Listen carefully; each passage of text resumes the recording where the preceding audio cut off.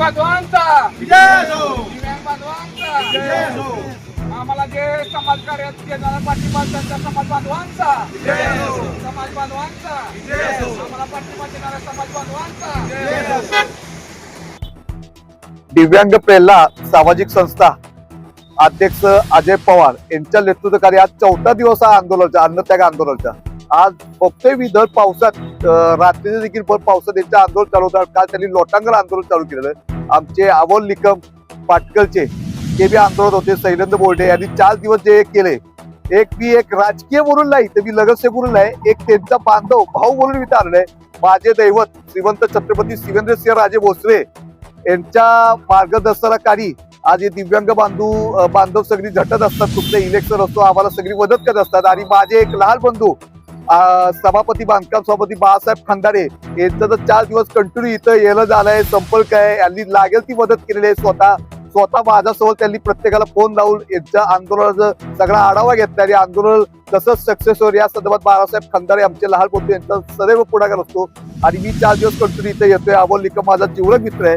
आता अजय पवार आणि यांच्या नेतृत्वाखाली जे आंदोलन चाललंय हे आंदोलन खरं कुठेतरी मिटलं पाहिजे. सरकारने देखील मागण्या मान्य केल्या पाहिजे.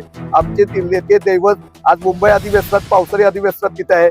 त्यांनी बी देखील सकारात्मक प्रतिसाद देऊन साहेबांना फोन केलेला आहे. आम्ही स्वतः सकाळी आज उपजिल्हाधिकारी नागेश पाटील साहेब यांच्याकडे गेलेलो. अमोल निकम होता. अमोल निकमनी देखील त्यांच्याबरोबर आज उद्देशून विषय काढला की त्यांनी काय सांगितलं, हे जगताप बोलून आहे खेडचे, त्यांना जी घरकुलच्या म्हणजे त्यांच्या जागेसंदर्भात तो विषय तो सोमवारी तो विषय सरपंचाला घेऊन तो विटवलेला आहे. सोमवारी म्हणजे जास्तीत जास्त प्रयत्न केलेला आहे. नागेश पाटील सरांनी एक सकारात्मक प्रतिसाद दिलेला आहे. त्यांनी दिव्यांग बांधवाचा हा ऐतिहासिक विजय आहे.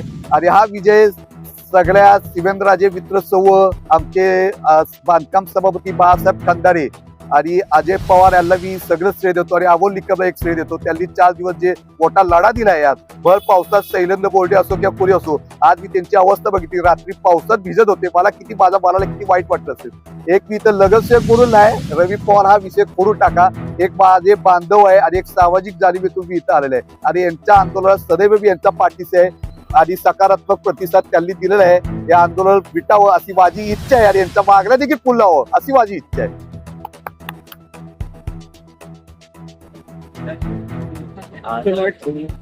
काल लोटांगण आंदोलन घातल्यानंतर कलेक्टरने त्यांच्या हातातले बऱ्यापैकी प्रश्न सोडवले. आमच्या गटाच्या काही अंदर गेल्या 2 वर्षापासून त्यांचं घर पाडलेलं आहे. पत्र्यातून अतिक्रमण आहे. ते पूर्ण बी पाडलं ना ग्रामपंचायतीला उपयोग ना कुणाला उपयोग असंच आहे. त्यापेक्षा त्यांना आई हे पत्र्याचे शेड बांधून द्यावं म्हणून आम्ही चालू आंदोलन सोडलेलं.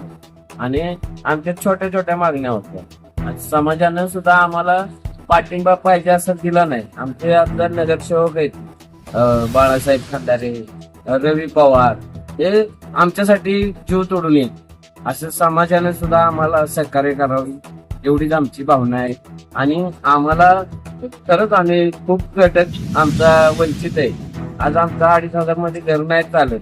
आम्ही कसं बस जगतोय.